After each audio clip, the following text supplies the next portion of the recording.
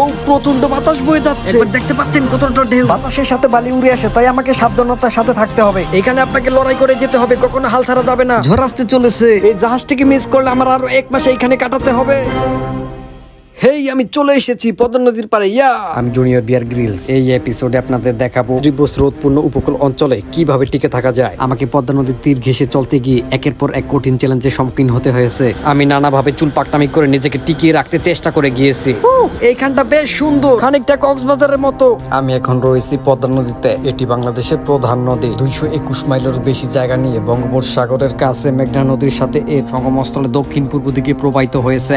এই নদীতে আসার পূর্বে অবশ্যই আপনাকে হিরো আলমের থেকে পরামর্শ নিয়ে আসতে হবে, কারণ এরকম চুদুরবুদুর অঞ্চলে টিকে থাকার উপায় একমাত্র হিরো আলম ছাড়া কেউ জানে না। অতএব চুদুরবুদুর করার পূর্বে অবশ্যই হিরো আলমের থেকে পরামর্শ নেওয়া দরকার। আমাকে এখন ওই দিক ধরে হেঁটে চলতে হবে। এইটা বেশ সুদূর এলাকা। ক্যামেরাম্যান একটু সামনে আগাও।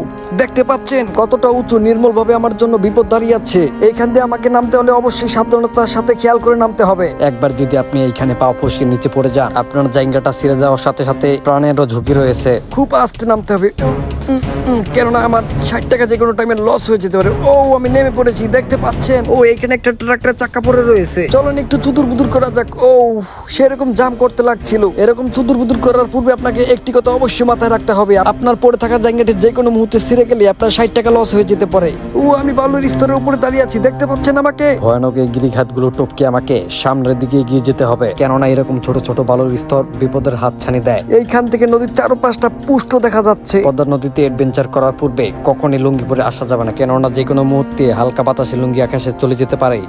বালুর স্তর দিয়ে হাঁটার পূর্বে আপনাকে অবশ্যই চশমা পরে নিতে হবে, কেননা বাতাসের সাথে বালু সবসময় উঠতে থাকে আর যে কোনো মুহূর্তে আপনার চোখে ঢুকে যেতে পারে। আপনাদের দোয়ায় আমার নানির লুঙ্গির পকেট থেকে 80 টাকা চুরি করে এই চশমাটি কিনেছি, আর আমার নানির দেওয়া দোয়ায় কখনো আমার চোখে বালি ঢোকেনি। অতএব আপনার চোখে যদি বালি ঢোকে, তাহলে আপনার নানির পকেট থেকে অবশ্যই টাকা চুরি করে চশমা কিনে নিন। একবার দেখুন, দেখতে পাচ্ছেন কিভাবে ভেঙে যায়। এইরকম উঁচু জায়গাতে হাঁটার সময় আপনাকে অবশ্যই খেয়াল রেখে হাঁটতে হবে।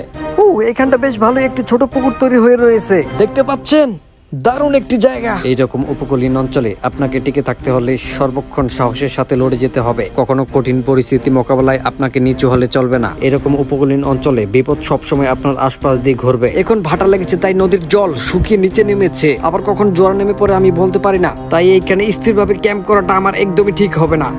চলুন সামনে যাওয়া যাক। এইরকম উপকূলীন অঞ্চলের আবহাওয়া আপনি কখনই বুঝে উঠতে পারবেন না, কেননা এরকম স্রোত শূন্য নদী আবার কখন স্রোত নিয়ে আপনার সামনে আসবে আপনি টেরও পাবেন না। এই নদীর আবহাওয়া কিছু সময়ের ভিতরে পরিবর্তন হয়ে আপনার সাথে পাঙ্গা নিতে আসতে পারে। অতএব আপনাকে সবসময় প্রস্তুত থাকতে হবে, কঠিন চ্যালেঞ্জগুলি সবসময় মোকাবেলা করে যেতে হবে। এবার চলুন ওই দিকটা দিয়ে সামনে আগানো যাক। নিজের দিক নির্দেশনা ঠিক করতে আমাকে মাটির ভিতরে ম্যাপ করতে হয়েছে। দেখি ঘড়ি কি বলে। চলুন সামনের দিকে যাওয়া যাক। এই পূর্ব দিকে আমাকে হাঁটতে হবে। এখন নির্দেশনা ঠিক না করে ভুল পথে হাঁটলে আপনি এক জায়গায় আবার ঘুরে হেঁটে আসতে পারেন। সোজা এই দিকটা দিয়ে হাঁটতে হবে। আমি মনে হচ্ছে সঠিক পথে হাঁটছি। এইখান দিয়ে দেখতে পাচ্ছেন কতটা বালি। এটা কি দেখতে পাচ্ছি? নো, দেখতে পাচ্ছেন এটা কি? এটা হচ্ছে মাছ ধরার জালে থাকে। আর একটা বোতল দেখা যাচ্ছে। দেখতে পাচ্ছেন, আপনার কাছে যদি জল খাওয়ার পাত্র না থাকে, তাহলে আপনি এটা কেটে জল খাওয়ার পাত্র বানাতে পারেন। আমার কাছে ফিটার থাকায় আমি এখন জল খাওয়ার পাত্র বানাচ্ছি না, তো ফেলে দিচ্ছি। তাই এটাকে চাইলেও আপনি অনেক কাজে লাগাতে পারেন। আমার লাগবে না, তাই ফেলে দিচ্ছি। চলুন সামনে যাওয়া যাক। এখান দিয়ে হাঁটার সময় বাতাসের সাথে প্রচন্ড বালু ওঠে, তাই চশমা পরে হাঁটাটাই আপনার পক্ষে সবচাইতে ভালো হবে। উপকূলীন অঞ্চলে সব সময় বাতাস বয়ে যায়, বাতাসের সাথে করে বালি ওঠা একটি স্বাভাবিক ব্যাপার। আপনাকেই সবসময় সতর্ক থাকতে হবে, যাতে করে আপনার চোখ অব্দি বালু না পৌঁছে যায়, কারণ এইরকম উপকূলীন অঞ্চলে সুদূর এলাকায় আপনি আহত হয়ে পড়লে আপনাকে সাহায্য করার জন্য একটি কুকুর এগিয়ে আসবে না। অতএব এতে আপনার প্রাণ সংশয় রয়েছে। এইখানে একবার দেখুন কতগুলো পরিত্যক্ত কাঠের বোট পড়ে রয়েছে। এইগুলি টপকে আমাকে সামনের দিকে এগিয়ে যেতে হবে। হাতে সময় থাকলে কাঠের বোটগুলির উপরে আমি বিশ্রাম নিতে পারতাম। এখন আমার হাতে খুব কম সময় রয়েছে, তাই আমাকে এগুলি টপকে সামনের দিকে এগিয়ে যেতে হবে। এখন আমি প্রায় 2 কিলোমিটার এগিয়ে এসেছি। এই যে এইগুলি দেখতে পাচ্ছেন, এগুলি হচ্ছে বেড়িবাঁধের কাজে ব্যবহার হতো নদী ভাঙ্গন আটকাতে। প্রচন্ড জল তৃষ্ণা পেয়েছে, আমাকে জল খেতে হবে।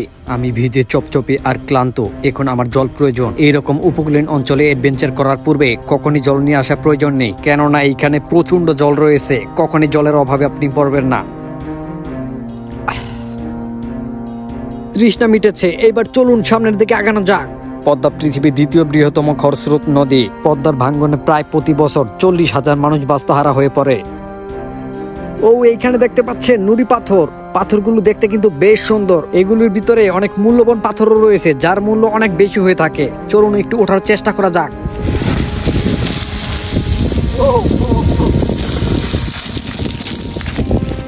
এইরকম করে কখনই উপরে ওঠা সম্ভব হবে না। চলুন দুষ্টমি বাদ দিয়ে সামনে যাওয়া যাক। একবার দেখতে পাচ্ছেন পাথরগুলি?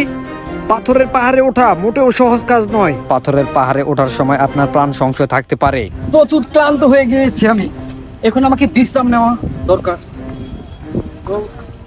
আমি অ্যাডভেঞ্চার করার পূর্বে সব সময় আমার ব্যাগে জায়গা নিয়ে বেরাই, জন্য আমাকে জায়গা মাথায় দিতে হবে। দেখতে পাচ্ছেন এটা ব্র্যান্ডের জায়গা, এটা গুলিস্তান থেকে নেওয়া হয়েছে। প্রচন্ড রোদের তাপ থেকে বাঁচতে হলে এটা মাথায় দিতে হবে। এভাবে এভাবে শুয়ে থাকো। আমি এখন প্রচন্ড ক্লান্ত, এখন আমাকে কিছুটা সময় বিশ্রাম নিতে হবে, এই জন্য মাথায় জায়গা দিয়ে শুয়ে থাকতে হবে। এইরকম উপকূলীন অঞ্চলে টিকে থাকার জন্য আপনার যথেষ্ট খাবার এবং পানির প্রয়োজন হবে। আপনি যদি একটু বুদ্ধি খাটিয়ে কাজ করতে পারেন, তাহলে এই খরস্রোত নদী থেকে আপনি খাবার সংগ্রহ করতে পারবেন। নিজের ইচ্ছে শক্তি আর বুদ্ধিকে কাজে লাগালে এই উপকূলীন অঞ্চলে টিকে থাকা আরো সহজ হয়ে পড়বে। কিছু একটা আওয়াজ শোনা যাচ্ছে, শুনতে পাচ্ছেন?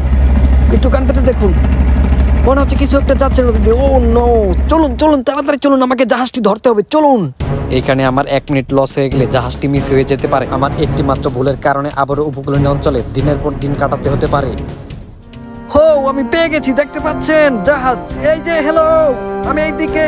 তবে অনেক ঘন্টা নদীতে কাটিয়ে আমি যা খুঁজছি তা দেখতে পেয়েছি। অবশেষে মানুষের দেখা মিলেছে, আবার ফিরে যাচ্ছি আমি সভ্যতার দিকে। আমি এতক্ষণ কাটিয়েছি পৃথিবীর দ্বিতীয় খরস্রোত নদী পদ্মায়। বর্ষাকালে পদ্মার ভাঙনে প্রায় প্রতি বছর 40,000-এর বেশি মানুষ বাস্তুহারা হয়ে পড়ে। এতটা সময় পদ্মার খরস্রোত উপকূলীন প্রকৃতির মধ্যে কাটিয়ে বাড়ি ফেরার জন্য আর আমার তরস হইছে না। আরো বিস্তার জানতে অনুসরণ করুন নট ব্লগ ফেসবুক পেজ এবং not eligible YouTube channel man versus wild.